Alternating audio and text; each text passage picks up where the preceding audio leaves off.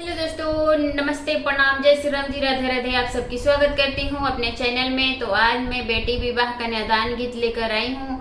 आप लोग जरूर सुनिएगा, कैसा लगेगा कमेंट बॉक्स में लिखिएगा। मेरी प्यारी बहनी दीदी माताएं को हाथ जोड़ करके रिक्वेस्ट है, स्वागत है कि हमारे गीत को जरूर सुनिएगा। इस बेटी विवाह कन्यादान गीत को अच्छा लगेगा तो लाइक भी करिएगा। चलिए मैं सुनाने जा रही हूँ, बने रहिएगा हमारे इस गीत को सुनने के लिए।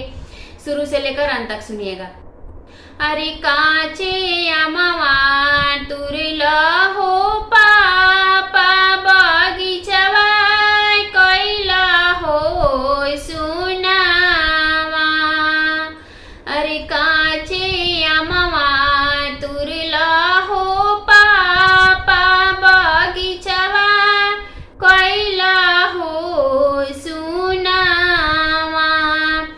अरे बेटिया बियहला हो पापा महलिया कैला हो सुनावा।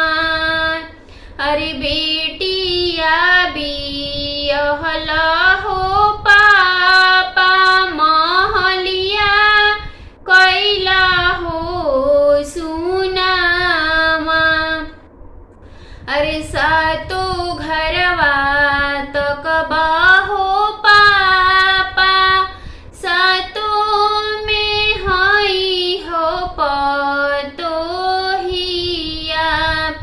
अरे सातो घरवा तक बाहो पापा सातो में हई हो पतोहिया। रसोईया घरवा तक बाहो पापा फाटी जई है करे जावा।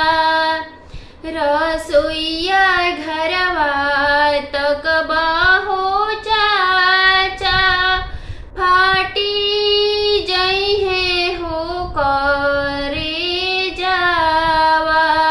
अरे रसोईया घरवा देखबा हो भैया दिखी नहीं हो बहिनिया।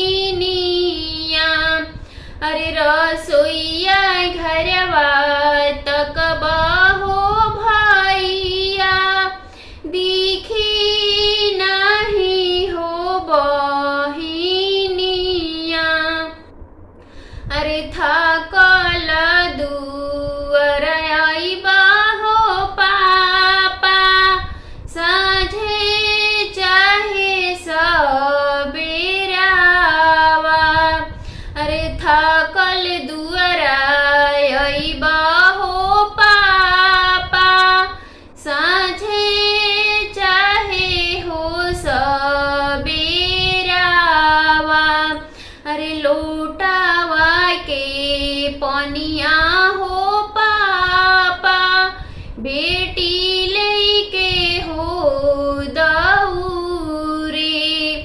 अरे थलिया में भोजन हो लेके बेटी हो दौरे।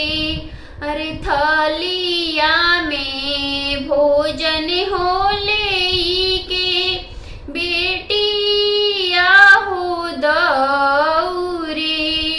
अरे कांच अमवा तुरला हो पापा बगीचवा कैला हो सुनावा।